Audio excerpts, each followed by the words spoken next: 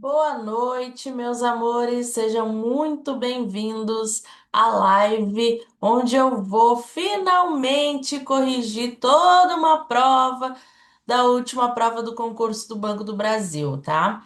A gente vai corrigir hoje atualidades do mercado financeiro, conhecimentos bancários e vendas e negociação. Por que que eu trouxe essa atividade de fazer a prova completa do banco? Porque a prova, ela nos diz o que nós temos que estudar. Isso eu aprendi quando eu estudava para o Banco do Brasil. Para quem não me conhece, hoje eu sou funcionária do Banco do Brasil, mas eu já estive também no lugar de concurseira estudando para o banco. E uma das coisas que eu fazia errado era não treinar do jeito certo. E como é que a gente treina do jeito certo? Simulando a batalha. É o melhor jeito de treinar. Então, pegar as últimas provas, dos concursos que a gente quer prestar é fundamental, tem que ser o primeiro passo. Mesmo que a gente ainda não tenha estudado com todo o conteúdo. Por quê? Porque você tem que ter uma noção do que você está enfrentando. Qual é o tamanho do seu Golias? Você é o Davi, você vai ter que se preparar. Então, você tem que saber onde eu tenho que fortalecer, quais pontos eu tenho que melhorar, quais pontos eu já sou bom. Você vai se conhecer e vai conhecer a prova também. Depois disso, você vai estudar, você vai se fortalecer e vai, logicamente, fazer a prova novamente e vai ver que vai ter um desempenho muito melhor, tá bem? Sem mais delongas, hoje a gente vai começar com atualidades, tá? Que é a nossa primeira matéria que cai na prova do Banco do Brasil. A questão 21 de atualidades, olha só o que que ela traz. Ela fala assim, ó. No trecho seguinte, No trecho seguinte, o Banco Central do Brasil faz um comentário a respeito dos bancos na era digital. Então, agora a gente já sabe para onde é que ela vai ir, para a era digital. Apesar de não haver uma licença específica para os bancos digitais, o acompanhamento dessas instituições pelo Banco Central do Brasil se torna importante devido ao modelo de negócio digital que possui uma dinâmica diferente dos modelos tradicionais, tá? Ele está falando que o modelo de negócio dos bancos digitais é diferente dos tradicionais. Mas olha só a pergunta.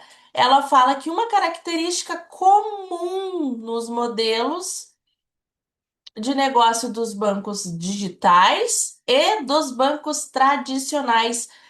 Primeira característica da nossa banca, banca Ces Gran Rio, que provavelmente vai ser a banca do nosso próximo concurso do banco.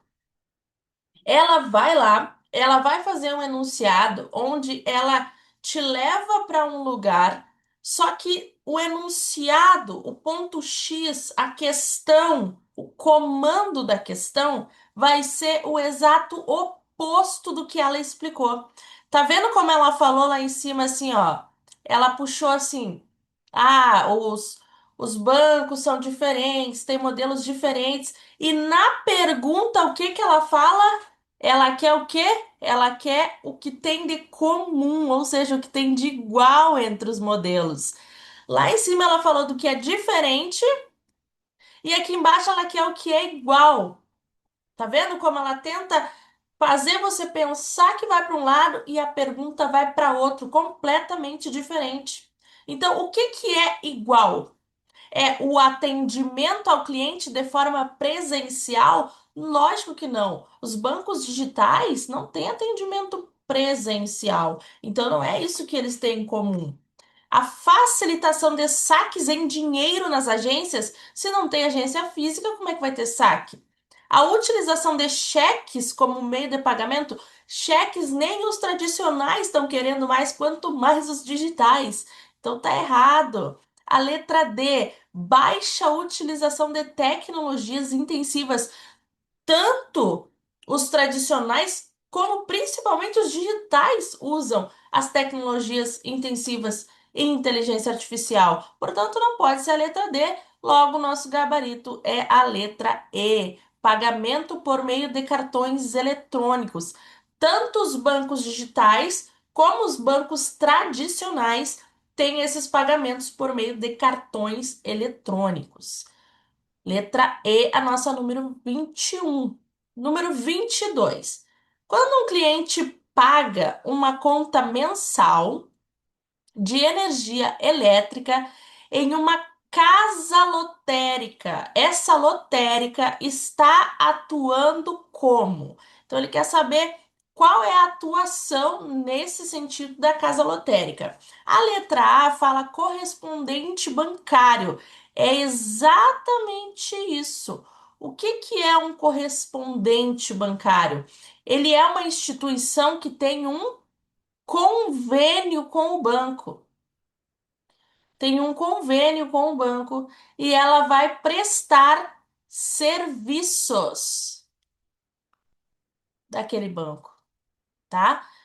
Tanto pagamento de boleto como até empréstimos. Muitos correspondentes bancários fazem empréstimo, né, usando a instituição. Por quê? Porque tem um convênio com aquela instituição. Então, a palavra-chave de correspondente bancário é convênio que tem com as instituições financeiras para poder prestar os serviços, tá bem? Bem tranquila, 22. Questão número 23 da última prova. Vamos ver.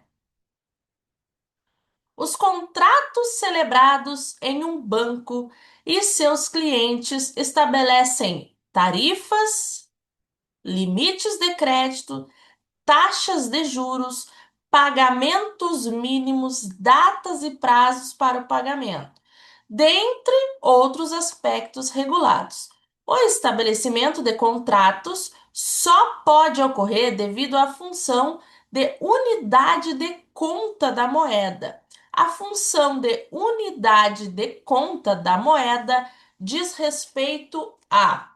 Então vamos lá, ele quer saber sobre uma das funções da moeda, que é ser unidade de conta. O que que significa ser unidade de conta? Significa que eu posso calcular, eu posso medir a moeda. Isso é ser unidade de conta. Vamos lá, na letra A. A letra A diz assim, ó: possibilidade de separar no tempo e no espaço as transações de compra e das transações de venda. Isso daqui é um meio de troca, é ela fazendo papel de meio de troca. Por quê? Como assim separar a compra da venda? Porque quando era escambo, antes de existir a moeda, quando era escambo, quando você tinha que trocar um produto por outro produto, tinha que ser naquele mesmo momento, tinha que ser naquele mesmo tempo. Não podia deixar para depois, não podia pagar daqui 30 dias. Era o sal pelo açúcar e deu. Acabou a transação aqui. Agora não. Agora com a moeda a gente pode fazer esse jogo, nessa separação no espaço e no tempo. Isso significa que a moeda está exercendo o papel de meio de troca. Nós estamos procurando a função de unidade de conta, que é ela ser uma calculadora e uma medidora. Então, não é a letra A.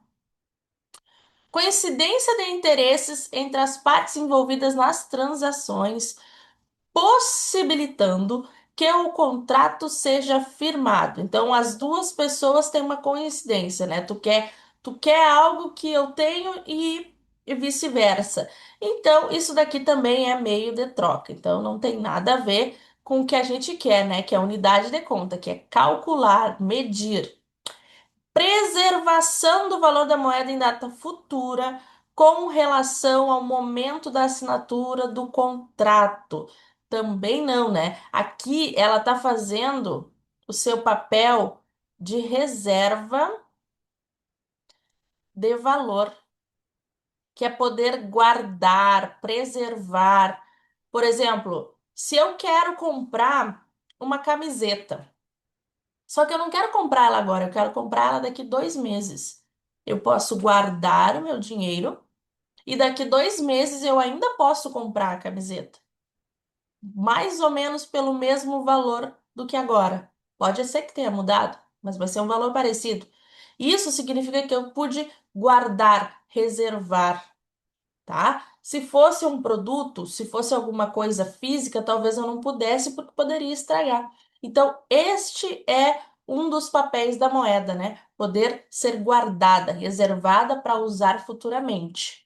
Agora, a letra D.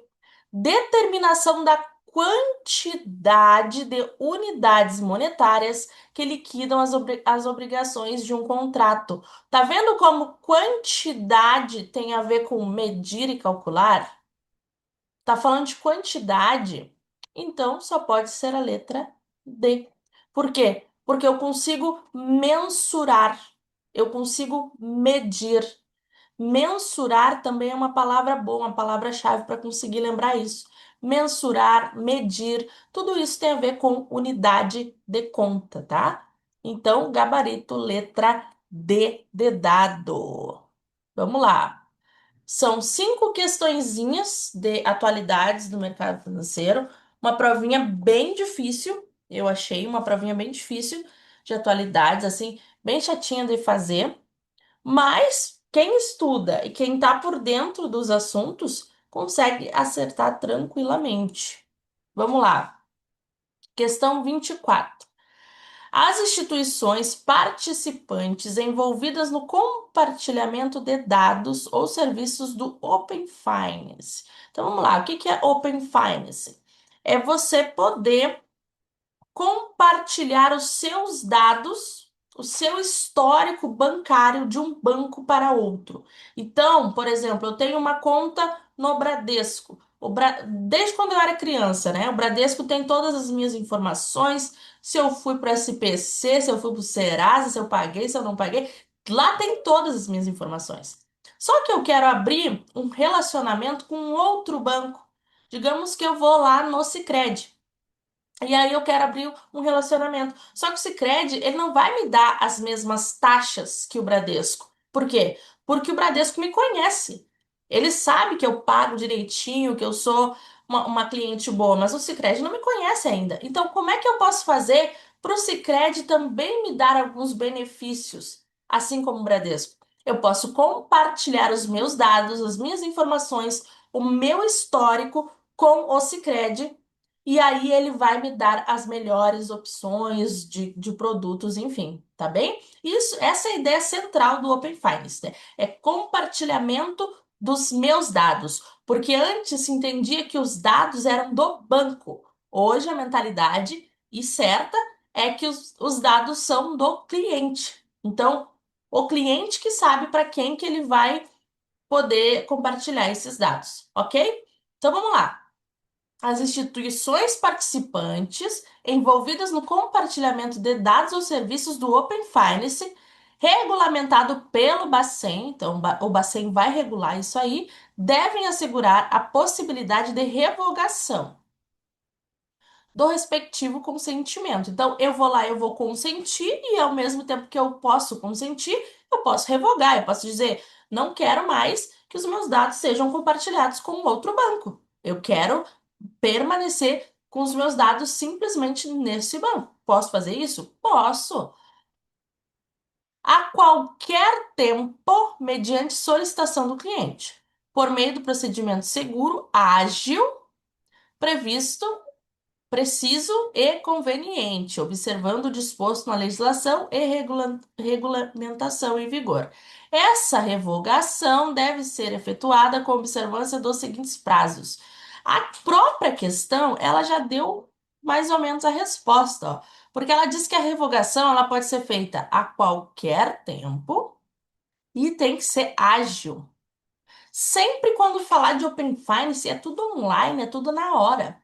Se a gente for analisar bem as alternativas, olha o que que diz aqui na letra A. Ela fala até um dia, quer dizer que pode ser um dia ou pode ser até menos, né? Então é praticamente online. Até um dia contado a partir da solicitação do cliente, no caso do compartilhamento de serviço de iniciação de transação de pagamento e de forma imediata para os demais casos. Tá vendo como ele está falando ágil, a qualquer tempo, imediata? Sempre quando for Open Finance, é tudo online, é tudo rápido. Agora, olha só a letra B. A letra B fala 7 dias. A letra C, ela fala até 2 dias. A letra D fala também, ó, 7 dias. A letra E fala 30 dias. Não, nada disso. É tudo rápido, online. Então, só pode ser a letra A de amor. Quando a gente fala de Open Finance, é agilidade, é tudo seguro, rápido, preciso e conveniente. Tá bom? Vamos para a última de atualidades. Questão número 25. Vai falar de liquidez. Liquidez é a capacidade da conversão de um bem em dinheiro, tá? Então, quanto mais fácil for transformar em dinheiro, mais liquidez eu tenho. Por exemplo, eu tenho um carro que custa 50 mil reais, tá? O que que significa isso? Que eu tenho 5 mil reais, 50 mil reais, perdão. Carro de 5 mil não tá valendo nada, né? Eu tenho 50 mil reais, só que ele está num bem, num móvel, tá? Eu tenho baixa liquidez, porque eu preciso vender esse carro primeiro para conseguir ter acesso ao dinheiro e poder gastar. Agora, se eu tiver 50 mil reais na conta corrente, eu simplesmente vou ali, faço um Pix, passo cartão de crédito, aliás, o cartão de débito, perdão, passo cartão de débito e pronto, vai lá o meu dinheiro. Eu consigo gastar ele muito fácil, né? A conversão dele em dinheiro é muito fácil. Então, é isso que é liquidez. Agora, a pergunta: considerando-se os efeitos da transformação digital no sistema financeiro sobre a liquidez dos ativos financeiros, espera-se que todos os ativos abaixo possam apresentar ganhos de liquidez. Ou seja, todos abaixo podem ser transformados em dinheiro, exceto. Ele tá querendo exceto, e a banca foi muito boazinha porque ela botou exceto em letras garrafais, maiúsculas e negrito. Mas lá na prova, o que que você vai fazer? Você vai circular bem circulado, que é para ter certeza e para não errar, para não perder de vista que ela quer a exceção, ou seja, ela quer a errada. Ou seja, qual é a pergunta? Todos podem ter liquidez, ter ganho de liquidez, exceto a letra A fala cédulas, que é o dinheiro de papel, e moedas. Gente, pelo amor de Deus, como é que eu deixo mais líquido do que isso? Esse daqui é o mais líquido que tem. A cédula, o papel moeda é o mais líquido que tem. Não tem nada mais líquido que eles. Então não tem como eu deixar eles mais líquidos. Se eles já são muito líquidos, entendeu? A letra B não pode, que CDB e CDI também a gente consegue fazer um resgate, né? Um resgate vai para conta corrente. Caderneta de poupança também, a gente não é 100% líquido, né? A gente também tem que fazer um resgate. Títulos privados também, títulos públicos também. Ou seja, o que que tem liquidez máxima? É o papel moeda e a conta corrente. Portanto, gabarito letra A.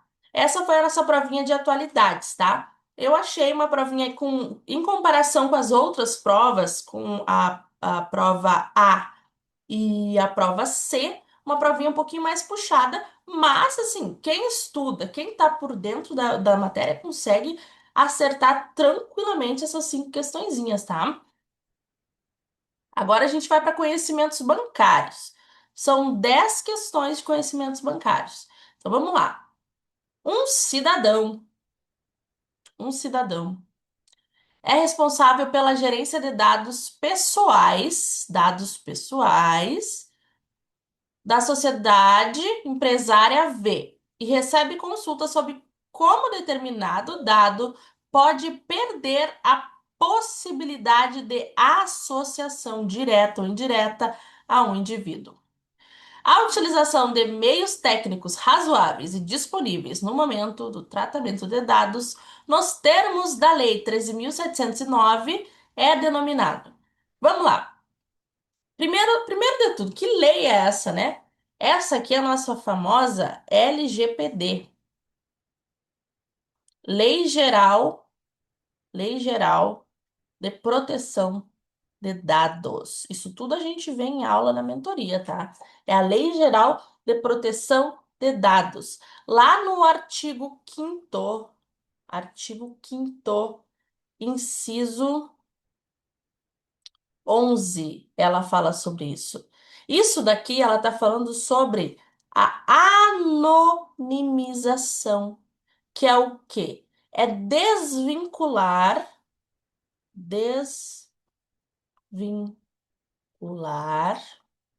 o dado do seu dono. E aí ele deixa de ser um dado pessoal. Como é que eu faço então uma anonimização? Eu desvinculo um dado do seu dono e ele deixa de ser um dado pessoal. Simples assim. Tá lá na LGPD, artigo 5º, inciso 11. Bem, isso daqui é lei e lei a gente só lê, decora e acerta questões, tá? Não tem muito o que falar. 32. Vamos lá. 32.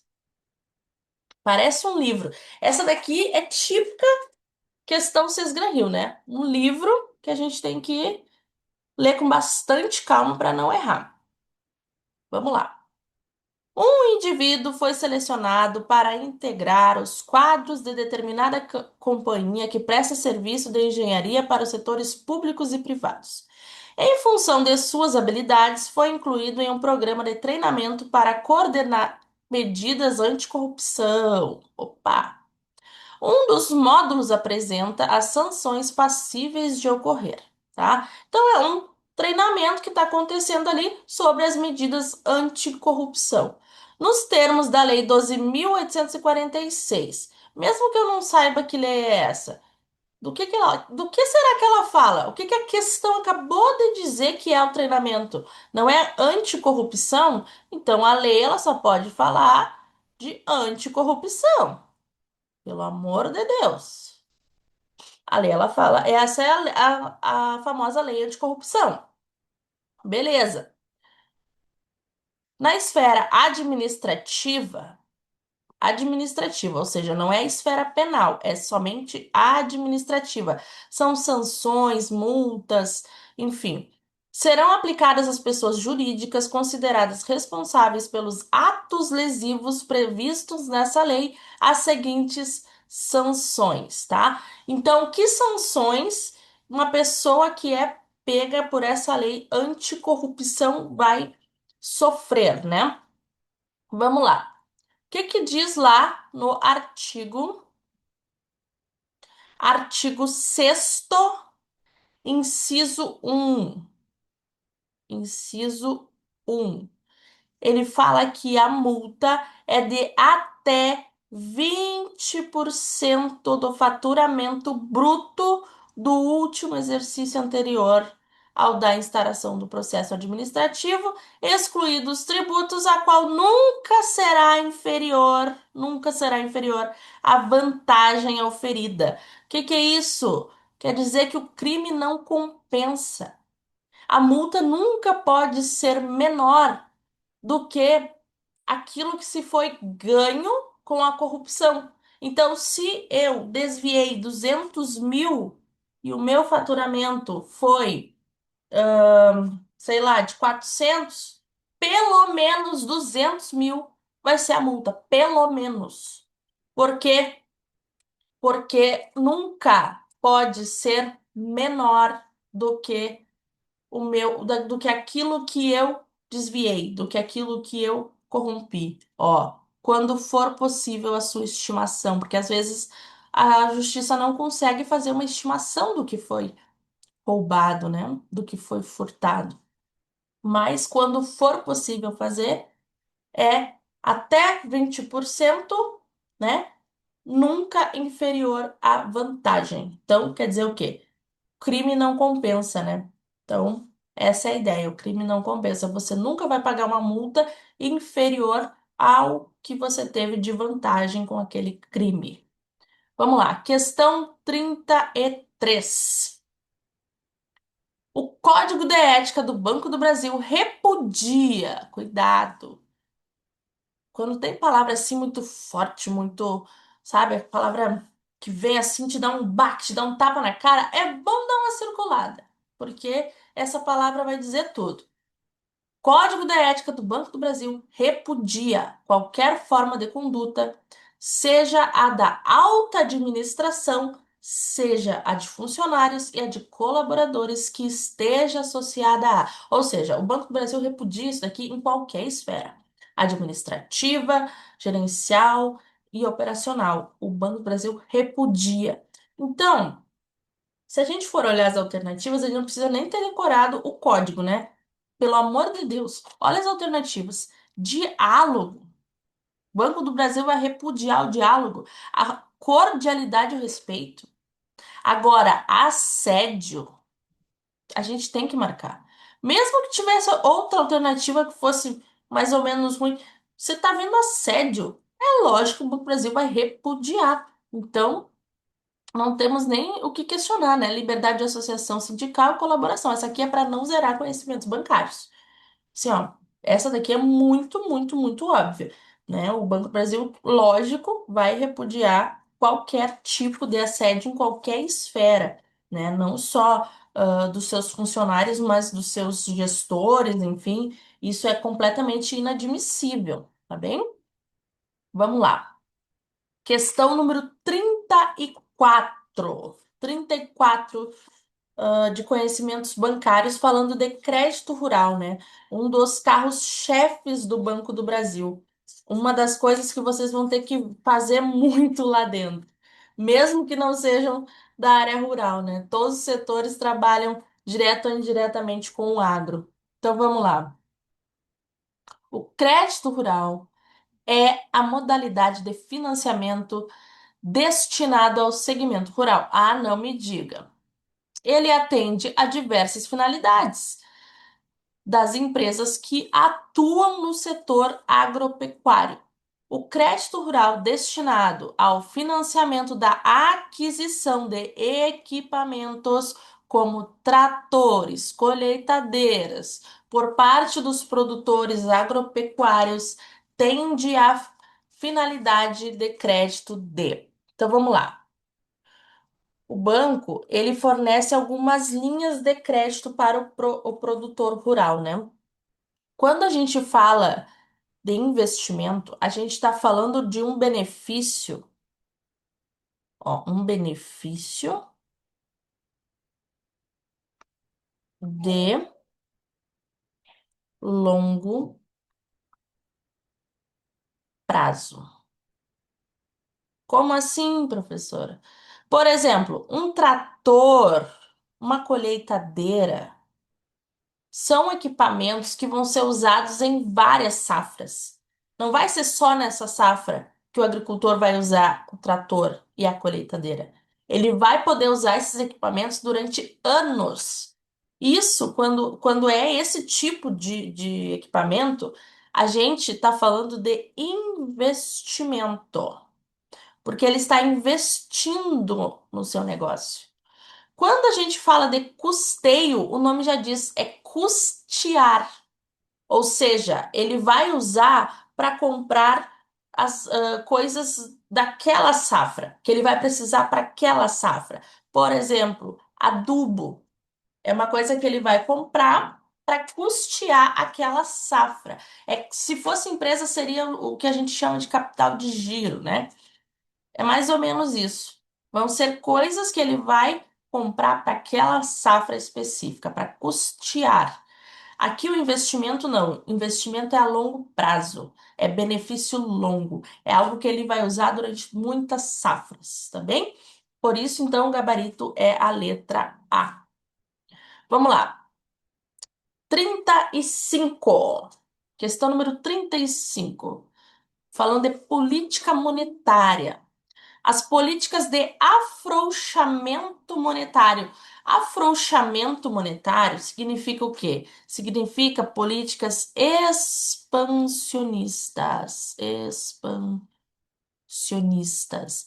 O que que é políticas expansionistas? Quer dizer que elas jogam dinheiro na economia. Tem mais dinheiro circulando graças a essas políticas. É isso que quer dizer. E uma política contracionista, por outro lado, é uma política que vai reduzir o dinheiro em circulação. Beleza. O quantitative easing, que está aqui, ó, ele está entre parênteses, tá vendo? Por que que ele está entre parênteses? Porque ele é uma política expansionista, que foi o que acabou de falar, o afrouxamento monetário. E aí está entre parênteses, quer dizer o quê? Que ele é uma política expansionista, que vem norteando as políticas monetárias do Banco dos Estados Unidos e do Banco Central Europeu, desde a crise financeira global de 2008. Por que que está falando de crise financeira? Porque isso daqui é uma política monetária não convencional. É uma coisa que não é usada sempre, é uma coisa que é usada somente em situações adversas, como de crise, por exemplo. São consideradas políticas monetárias não convencionais, exatamente o que eu acabei de falar, porque na prática acarretam. Então, por que que ela é uma política não convencional? Vamos ver. A letra A. Aumento das taxas do redesconto. O que que é o redesconto? O redesconto é o empréstimo que o Banco Central faz para os bancos. Se a taxa do redesconto aumentar, ficar mais cara, significa que os bancos vão pegar menos dinheiro emprestado, porque está caro pegar dinheiro emprestado com o Banco Central. Então, significa que os bancos vão ter mais ou menos dinheiro em caixa. Eles vão ter menos dinheiro em caixa, porque eles vão pegar menos dinheiro emprestado. E se eles vão ter menos dinheiro em caixa, eles automaticamente vão emprestar menos dinheiro e, consequentemente, vai ter menos dinheiro na economia. Portanto, essa daqui é uma política contracionista e a gente está procurando uma política expansionista, né? A elevação dos percentuais do depósito compulsório. Depósito compulsório são os depósitos obrigatórios, depósitos que os bancos têm que fazer obrigatoriamente lá no Banco Central. Se eu aumento os percentuais do compulsório, ou seja, se os bancos têm que depositar mais dinheiro lá no Banco Central, significa que o banco vai ter menos dinheiro em caixa. Portanto, também é contracionista, porque se o banco tem menos dinheiro em caixa, significa que ele vai emprestar menos, vai ter menos dinheiro circulando na economia. O aumento das taxas de juros básicas de curto prazo. Aqui a gente está falando de Selic, no nosso caso aqui do Brasil, né? Da Selic. Se eu aumentar a Selic, o que que acontece? Se eu aumentar a Selic, os bancos vão emprestar mais ou menos?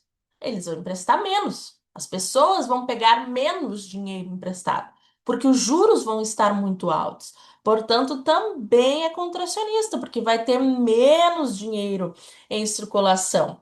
E a letra D, expansão primária da moeda. Exatamente. Por quê? Porque ela é uma política expansionista. Mais dinheiro em circulação, mais dinheiro na economia.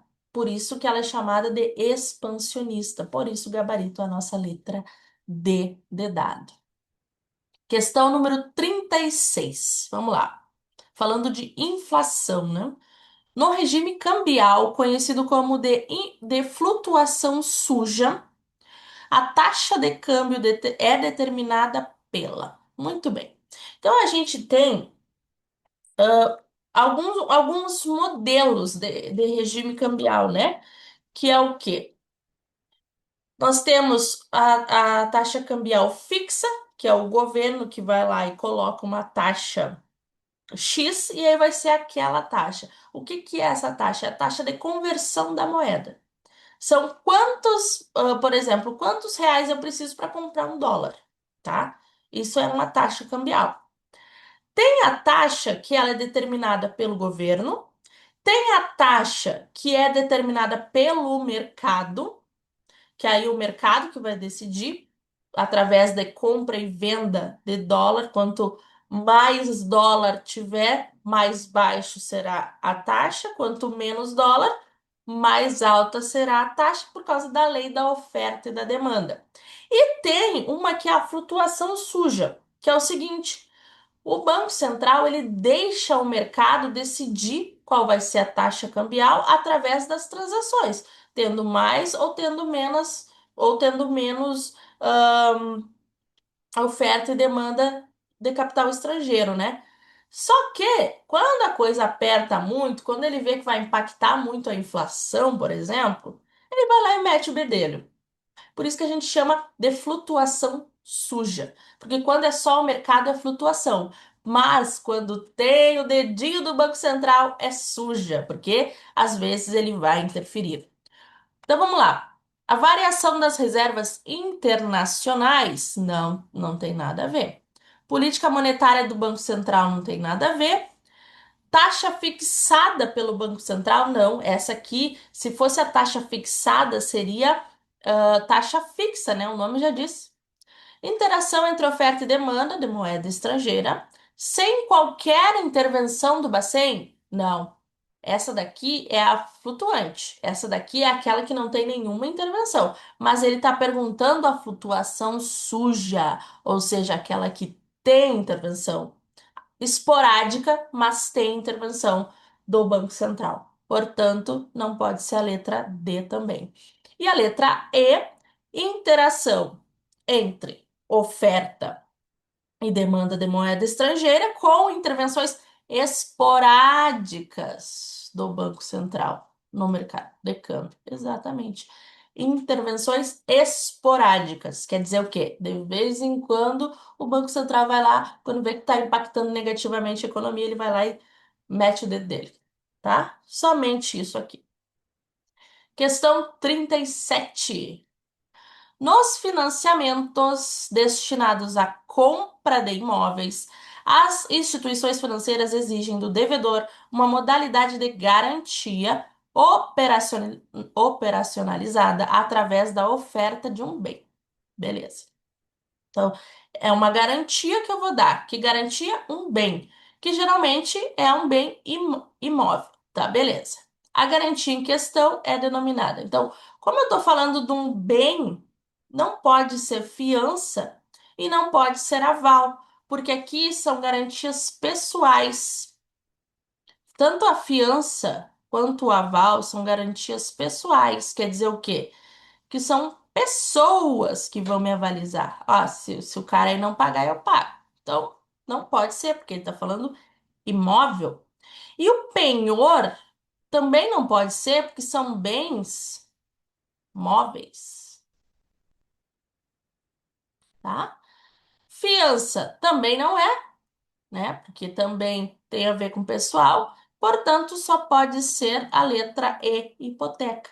Então, quando é uma garantia e o bem é imóvel, é hipoteca que a gente chama, tá bom?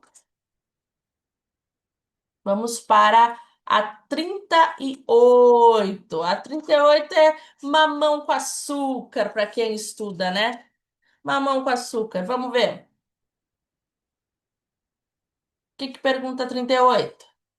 Como parte integrante do Sistema Financeiro Nacional, o CMN, o Conselho Monetário Nacional, que começa com conselho, que começa com C de chefe, funciona como uma instituição predominantemente, muito legal esse predominantemente, né? Porque às vezes ele vai ter algumas competências compartilhadas com os supervisores, por isso que ele falou predominantemente. Mas quando a gente está falando do chefe, o chefe sempre é normativo.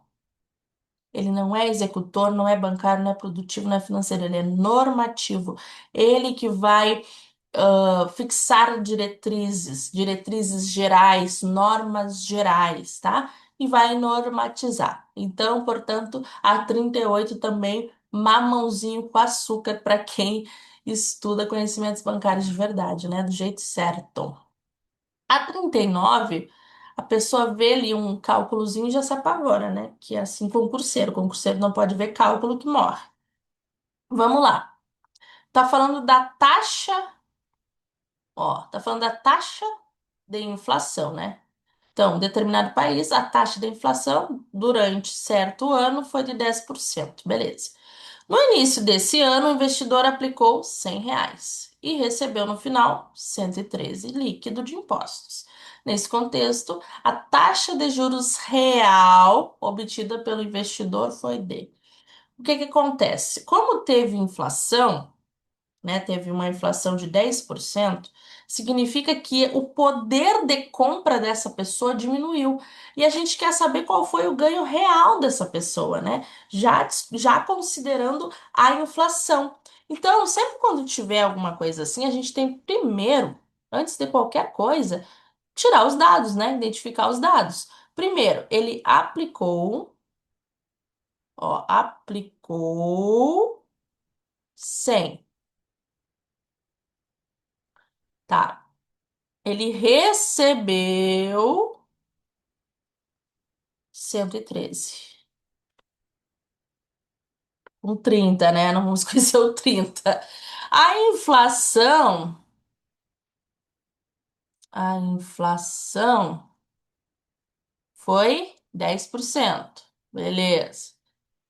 Então, significa o quê? Que a taxa nominal, que aparentemente foi a taxa de ganho dele, a gente tem que fazer 10% de 113, né?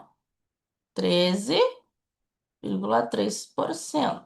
Beleza. Essa é a taxa que aparentemente ele ganhou.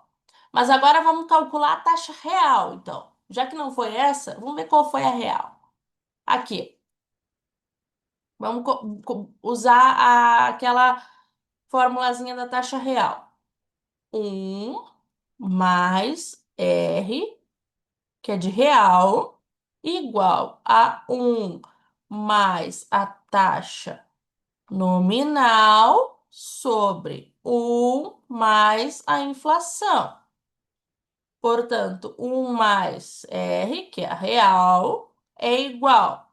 Nós sabemos que foi 13%, né? Aqui, ó, 13,3. Como é que a gente faz isso daqui num número decimal? Seria 0,1333. Seria assim, 0,133. Só que aqui mandou somar um. Então eu vou colocar, no lugar do zero, eu vou colocar um. Então como é que vai ficar aqui? Vai ficar 1,133. Mesma coisa lá no 10%. Forma decimal de 10% é 0,10. Só que aqui tá dizendo para a gente acrescentar um. Então vai ser 1,10. Que a gente vai fazer essa continha de divisão, que eu não vou fazer porque não é aula de matemática financeira, que vai dar 1,03. Então, ó, teve um ganho, porque esse aqui já tem, né? Se tem um, é 100%. Então, teve um ganho de 3%. Um ganho real, né? R de real. Um ganho real de 3%. Cadê? Aqui, letra D de dado. Tá, difícil, professora? Não é difícil. É bem simples, só tem que saber a formulazinha aqui da taxa real, que é um mais R igual a um mais taxa nominal sobre um mais inflação. Isso aqui a gente vai ver quando a gente for fazer a nossa aulinha de taxa cambial, que aí a gente vai ter que fazer também essas considerações de inflação e tudo, e a gente vai usar bastante essa formulazinha, tá bem? Mas assim, é bem tranquilo, sabendo a formulazinha, é só colocar os dados. A banca ainda foi muito gentil, porque ela usou 10%, R$ 100, números inteiros, números fáceis de calcular, então bem tranquilo, tá? Vamos para 40. Vamos lá. Para realizar suas operações internacionais de compra e venda de bens e serviços, as empresas importadoras e exportadoras fecham contratos de câmbio junto às instituições financeiras autorizadas pelo Banco Central. Beleza. A equipe de atendimento de um banco, tendo como cliente duas empresas. Beleza, tem duas empresas. Uma que é exportadora e a outra que é importadora. Avaliaria que uma desvalorização do real frente ao dólar, ou seja, o dólar ficou mais caro e o real ficou mais barato.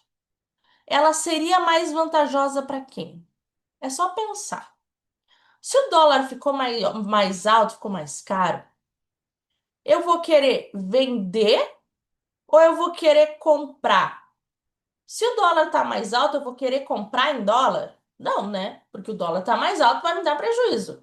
Vai ser muito melhor para quem vai vender em dólar. Por quê? Porque como o dólar tá mais valioso, eu vou ganhar mais bufunfo, vou ganhar mais dinheiro. Então, só pode ser a alternativa a exportadora. Por que a exportadora, professora? Porque a exportadora ela está recebendo em dólar e o dólar está maior. Ó, desvalorizou o real frente ao dólar. Quer dizer que o dólar está valendo mais, quer dizer que a minha moeda está valendo menos. Então, se eu vou ganhar em dólar, beleza, tá show de bola, tá? É isso que quer dizer. Então, a gente terminou agora de corrigir, né, a nossa provinha de conhecimentos bancários, tá? Realmente, em comparação com a prova A e com a prova C, foi uma provinha um pouquinho mais pesada, mas nada que a gente não conseguisse estudando, revendo, fazendo questões que a gente não conseguisse resolver, né? Então, é só calibrar, é só ver onde precisa melhorar, que a gente consegue tranquilamente vencer uma prova dessa e fazer 90, 100% das questões, tanto de vendas como de conhecimentos bancários e atualidades, tá bem? Vamos lá. Agora a gente vai fazer a matéria que tem maior peso junto com informática, né?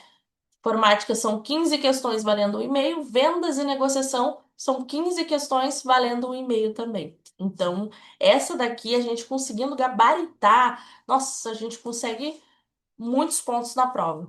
E ao mesmo tempo, a gente não pode perder pontos nela, né? Porque se a gente perde pontos nela, são muitos pontos. Três questõezinhas que você erra aqui, você perde 4,5 pontos. Então não dá para dar bobeira em vendas, né? Vendas, tem muita interpretação, é muito interpretativa.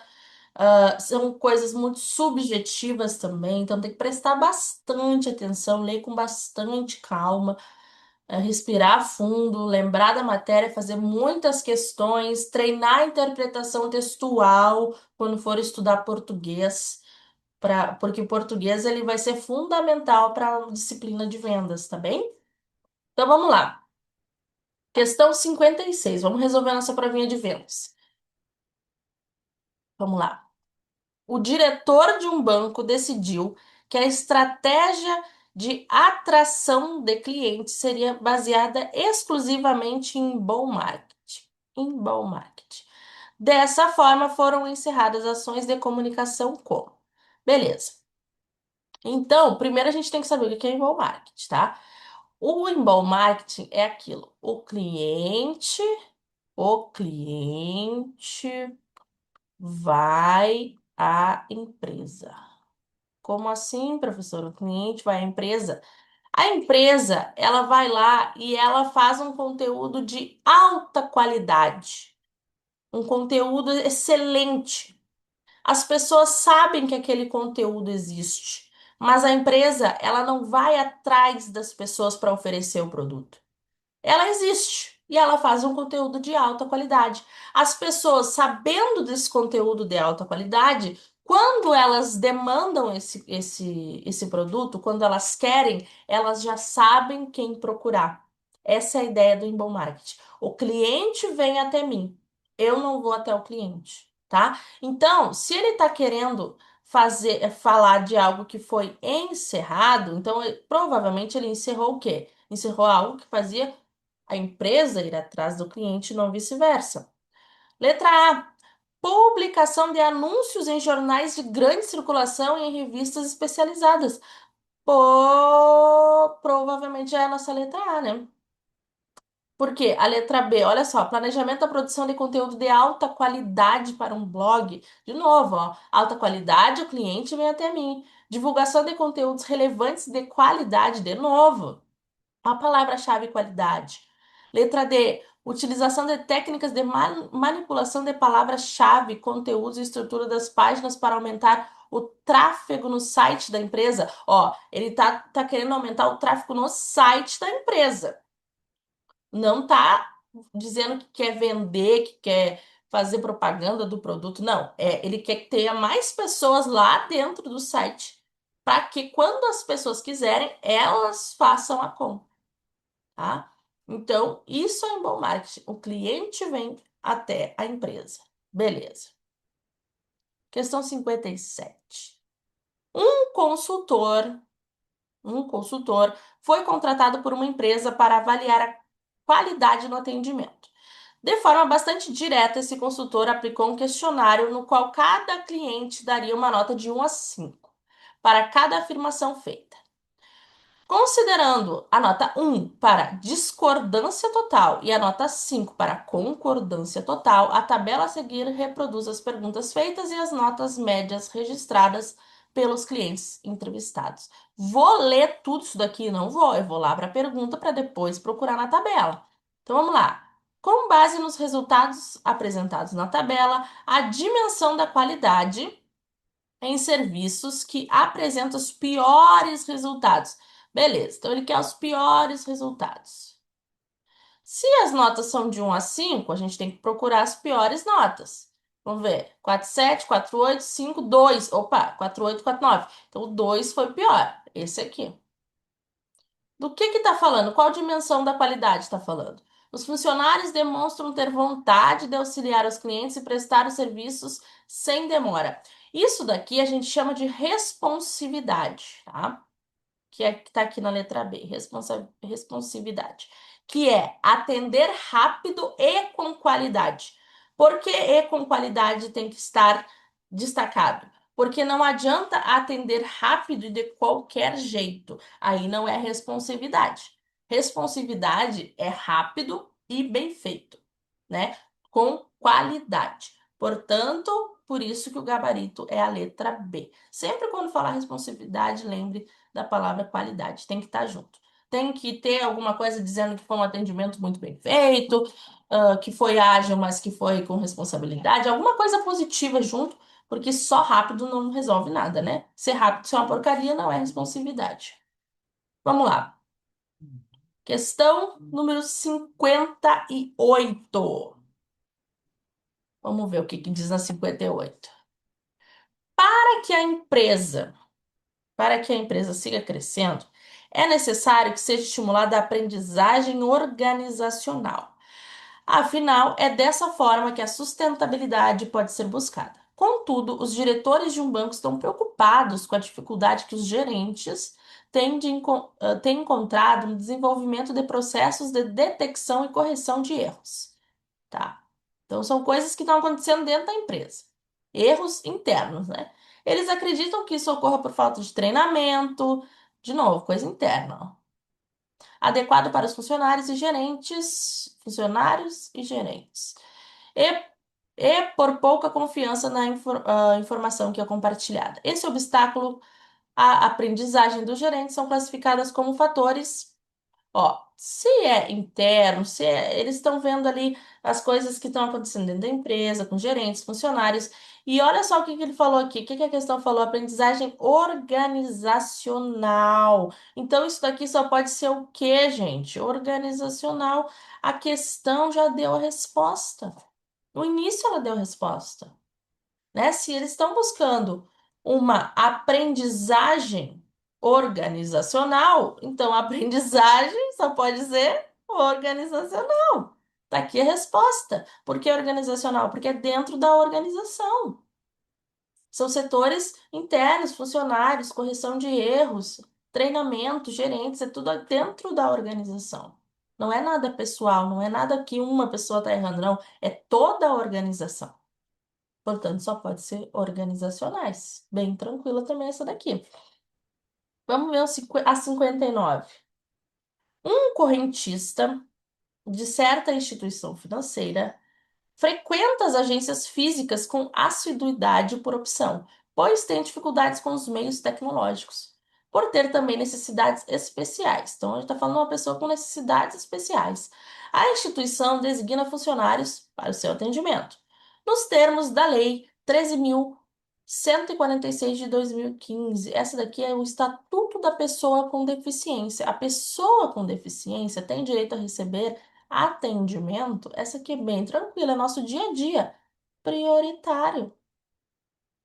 A pessoa com necessidades especiais tem direito ao atendimento prioritário, artigo 9º desse Estatuto da Pessoa com Deficiência. Lei 13.146, que nós vamos estudar também quando a gente estiver as nossas aulas lá na mentoria, na parte de vendas, a gente vai estudar mais a fundo o Estatuto da Pessoa com Deficiência. Mas sendo sinceros, precisava ler o Estatuto da Pessoa com Deficiência para saber que pessoas com necessidades especiais têm direito ao atendimento prioritário? Isso aqui é o nosso dia a dia. Isso daqui a gente já sabe. Isso aqui, se a gente ler a questão com calma, prestando atenção, a gente consegue acertar tranquilamente. Vamos ver a 60. Questão 60. Vamos lá. Um empresário utiliza os serviços bancários de certa instituição há muitos anos, por força de seu relacionamento habitual com o banco. Mantém contato fácil com os empregados que atuam no atendimento aos clientes, e em determinado momento a instituição sofre remodelação e os seus contatos são transferidos para outros locais, ingressando novos funcionários com os quais não mantém relacionamento. Tá? Diante das dificuldades geradas pelo não conhecimento do seu perfil de cliente, ele foi compelido a protocolar reclamação na ouvidoria da instituição, que por meio digital disponibilizou os telefones do Serviço de Atendimento ao Consumidor, também conhecido como SAC, Serviço de Atendimento ao Consumidor. Nos termos da Resolução CMN 4.860, essa resolução ela fala da ouvidoria. A ouvidoria tem por finalidade, dentre outros, atender em última instância as demandas dos clientes e usuários de produtos e serviços que não tiverem sido solucionados nos canais da instituição de atendimento. Então, se é de última instância, quer dizer que quem que não solucionou foi atendimento primário, o saque, a agência, o atendimento primário não solucionou. Aí ele vai pro o atendimento secundário, que é a ouvidoria, que é em última instância. Não consegui resolver com o meu gerente, não consegui resolver na agência, não consegui resolver no saque, aí eu vou para a ouvidoria. Por quê? Porque é última instância. Esgotadas todas as tentativas. Geralmente a prova traz assim: esgotadas as tentativas, a pessoa foi na ouvidoria. Aí tá certo. Mas ele tem que. A questão tem que deixar muito clara que foi esgotadas as tentativas, tá? Não tem mais tentativa para fazer? Aí sim, vai lá na ouvidoria. Vamos lá. Questão 61. Também questão de legislação, ó. Lei 13.146, que a gente já viu qual é essa lei, né? A lei, o Estatuto da Pessoa com Deficiência. Então vamos lá. Um cidadão costuma percorrer o seu município em busca de irregularidades de qualquer natureza para criticar e enviar pleitos para as autoridades competentes. Em determinado momento, em determinado momento, presencia violação ocorrida em agência bancária. E ficou lá cuidando das coisas erradas, foi lá e viu uma coisa na agência. da instituição financeira e comunica a situação ao juiz de plantão. Foi lá e ainda falou para o juiz. Nos termos da Lei 13.146, qualquer forma de ameaça ou violação aos direitos da pessoa com deficiência deve ser cientificada aos juízes e aos tribunais no exercício de suas funções, aos quais deverão remeter peças ao. Então, quem é que cuida das causas de ordem jurídica?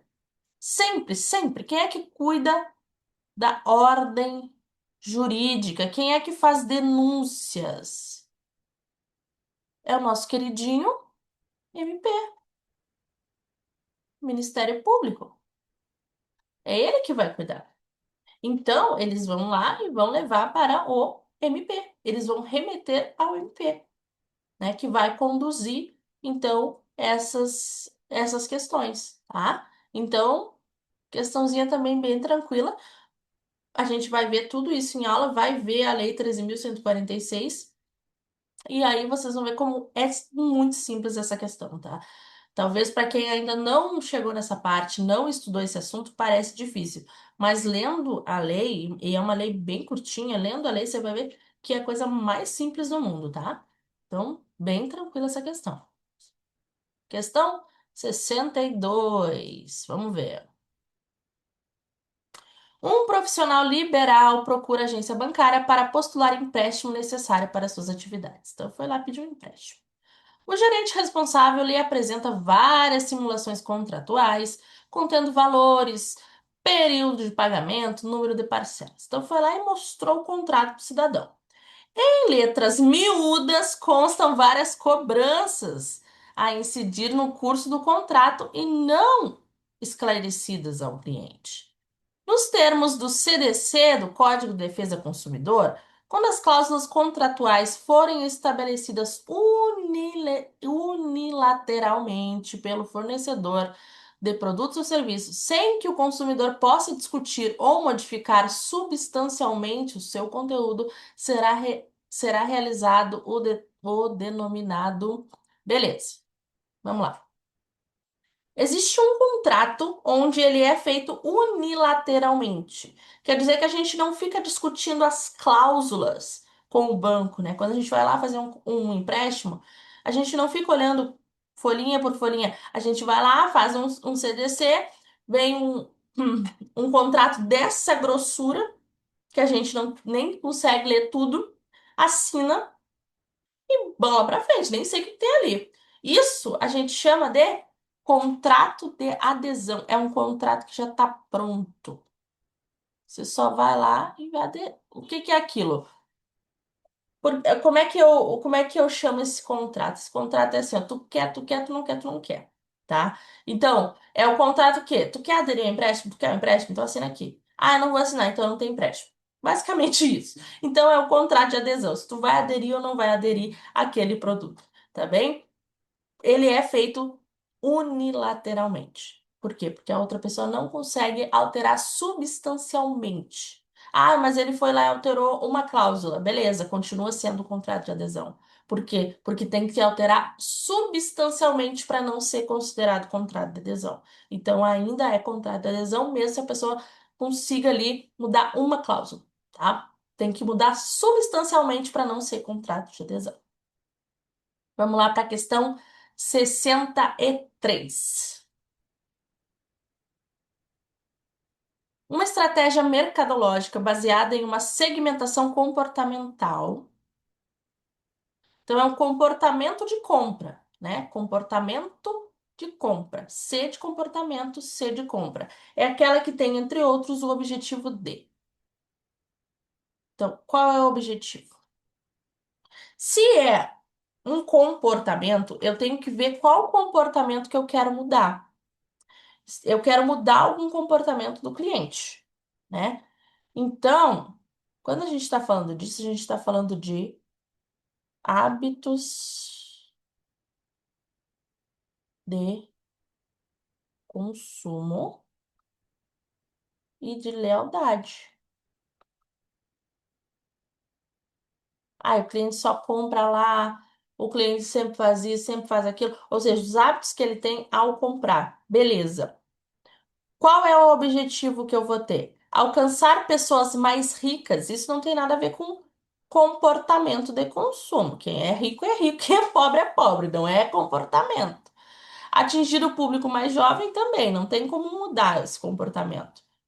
Divulgar as agências das metrópoles também não tem nada a ver, né? Não é comportamento da pessoa. Utilizar influencers digitais, isso aqui é para a gente conseguir influenciar a pessoa a comprar, fazer uma propaganda, mas eu não estou conseguindo mudar um comportamento, né? Porque se a segmentação é comportamental e eu estou fazendo uma estratégia mercadológica para atingir essas pessoas, quer dizer que elas têm um comportamento que eu quero mudar, né? Então, não significa fazer propaganda e ofertar o meu produto. Eu quero mudar um comportamento de consumo. Então, tá errada a letra D.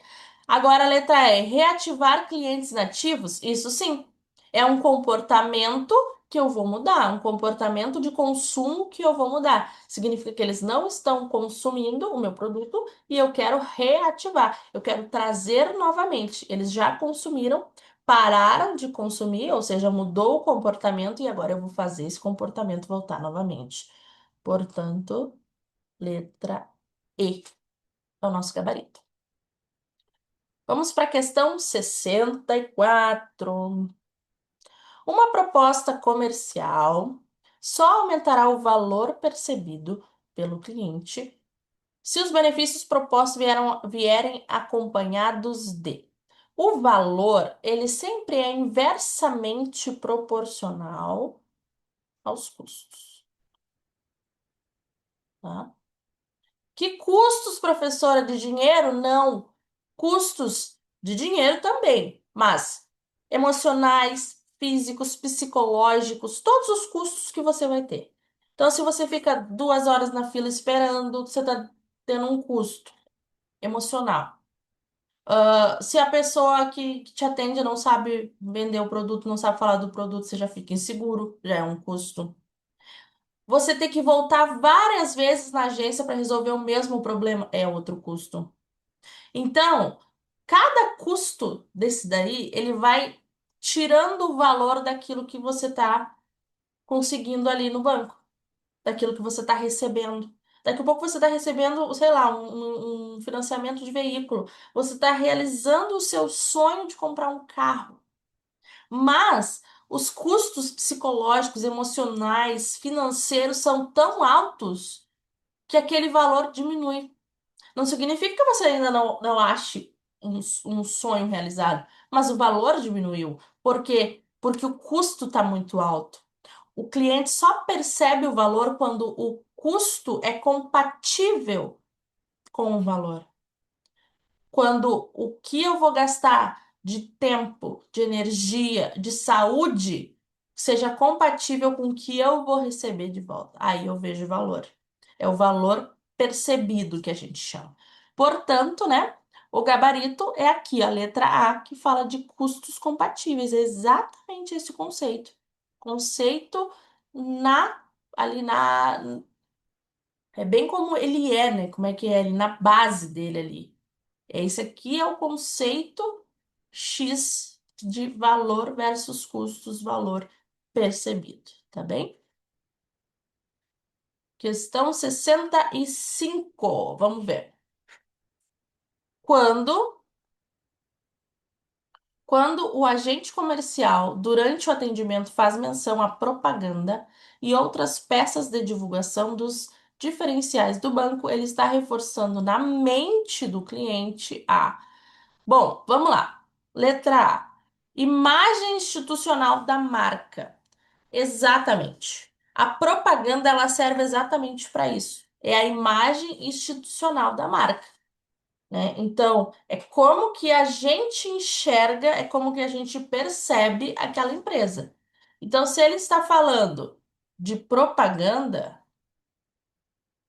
e de divulgação dos diferenciais, quer dizer o quê? Quer dizer que o banco ele está investindo na sua imagem. E às vezes, quando a gente investe na nossa imagem, não necessariamente a gente fala de produto. Ah, meu produto é melhor que o outro. Inclusive, isso é bem pouco falado em bancos, porque os serviços bancários são muito parecidos, as taxas são muito parecidas. O que que muda? A imagem que a gente tem de cada banco. E como é que o banco muda a imagem dele? Melhorando, sendo excelente? Não, é fazendo uma propaganda bem feita, para a gente ter essa imagem. Porque lembrando, imagem não necessariamente é o que ele é, mas é o que ele quer se mostrar, é como ele quer parecer para os clientes. Portanto, gabarito letra A é a imagem, é como eu quero ser visto. Questão 66. Vamos lá. Questão 66. Está cada vez mais difícil reter a atenção dos clientes durante a negociação, o que exige, no ato da venda, uma habilidade específica por parte do agente comercial para. Então, tá difícil a gente conseguir a atenção do cliente. Então, o que que a gente precisa fazer? Absorver todos os conhecimentos sobre os produtos bancários? Não necessariamente, né? Você ter o conhecimento não significa que você vai reter a atenção do cliente. Você pode ter todo o conhecimento do mundo, ficar falando 2 horas um monte de coisa e o cliente ficar olhando para o celular de tão entediado que tá. Então, não necessariamente essa daqui. Atrair prospectos qualificados para o atendimento. Também não, né? Tem a ver, o que que tem a ver isso daqui, né? Da atenção. É como é que eu consigo fazer o cliente ficar olhando para mim. Essa é a ideia. Despertar o interesse social pelos projetos do banco, pelo amor de Deus, né? E a letra D, explicar com detalhes as propostas de serviços. Exatamente. Ó, aqui, ó, ele não tá falando que ele tem conhecimento. Ele está dizendo que ele explica direito. Ter conhecimento é uma coisa, explicar com qualidade é outra história. Então, letra D é o nosso gabarito. 67. A acirrada concorrência impõe às instituições financeiras uma atuação agressiva, pois há uma forte disputa por ganhos de fatias de mercado. Diante desse contexto, o Banco do Brasil realizou uma pesquisa com seus clientes e fixou seus preços com referência ao que os clientes estão dispostos a pagar pelo valor que acreditam que recebem. Portanto, nesse caso, o Banco do Brasil adotou uma estratégia de precificação com base no, pelo amor de Deus, né? Olha só essa questão, ela já deu o resultado aqui, ó, pelo valor que acreditam que receberão. Então, essa precificação vai ser com base no valor percebido. Valor percebido. É isso aí, gente. Não tem nem o que falar, né? É uma pesquisa, porque o que acontece? Quando a gente está falando de valor, de novo, quando a gente fala de valor, a gente não está dizendo especificamente de ganho financeiro, pode ser ganho emocional, psicológico. E é nisso, é uma pesquisa que a precificação vai ser de acordo com aqueles benefícios que a pessoa vai ganhar, tá bom? Questão 68. Apesar dos esforços realizados por um banco para difundir seu código de ética, um funcionário alegando pressão por bater metas elevadas, essa que eu conheço, hein? Condicionou o empréstimo à aquisição de um cartão de crédito e na venda de um produto, incluiu um seguro sem autorização do consumidor. Que coisa feia! Esse crime contra as relações de consumo é caracterizado como venda quando falar a questão em condicionamento, ou seja, tu só leva isso se tu levar isso também. Venda casada. Sempre. Tá aqui, letra D, casada. Venda casada. Mas, professora, e se ele fazer um empréstimo e oferecer o cartão de crédito para o cliente? E dizer que se ele levar esse empréstimo, ele consegue taxas melhores no cartão de crédito. Continua sendo venda casada? Não. Porque aí ele tá fazendo uma oferta. Ah, eu vou te isentar a anuidade desse cartão de crédito se você pegar esse empréstimo comigo. Opa! O cliente vai se interessar. Mas o cliente é obrigado. Ele disse assim, ó, só vai fazer esse empréstimo se você pegar esse cartão. Não, ele não condicionou. Então, não é venda casada. Você ofertar um produto junto com outro produto não é venda casada. Você melhorar um produto se o cliente levar outro produto é venda casada também não. Por quê? Porque eu estou dando a opção para o cliente. Ou ele quer ou ele não quer, mesmo que seja mais vantajoso. Agora, se eu condicionar, se eu disser você só vai levar isso, se você levar isso, aí é venda casada. No caso aqui, ele disse, ó, eu só vou te dar esse cartão de crédito se você fizer o empréstimo, ou se você fizer o seguro, enfim, né? Então, é uma coisa, mas se você levar também é outra. Isso é venda casada. Agora, se você vender um produto e vender outro produto junto, oferecer outro produto junto, com benefícios porque ele levou esse primeiro produto, não é venda casada. Bem? Tem que ter muito especificado a palavra condição, condicionar, tá? Vamos lá. 69. Uma instituição financeira analisou o lucro por cliente, segundo o número de anos em que ele havia sido fiel ao banco. Olha que coisa linda, lealdade, né? Identificou que quanto mais tempo os clientes permanecem no banco, atendê-lo se torna mais lucrativo, com certeza. Quanto mais tempo o cliente tem no banco, mais lucrativo ele fica. Beleza. Um dos fatores que trabalha em benefício do fornecedor, criando lucros progressivos, é o lucro derivado de aumento de compras. Esse lucro ocorre porque ao longo do tempo os clientes. Então, quando o fornecedor ele tem aumento de compras, o que está acontecendo com os clientes? Provavelmente os clientes eles estão tendo mais recursos, né? Vamos procurar onde é que tem isso.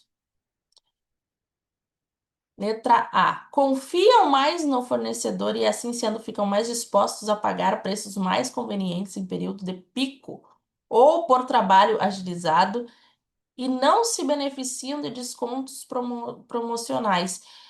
Cara, não interessa quantos anos o cliente esteja com você, ele sempre vai querer descontos promocionais. Então, letra A não tem nada a ver.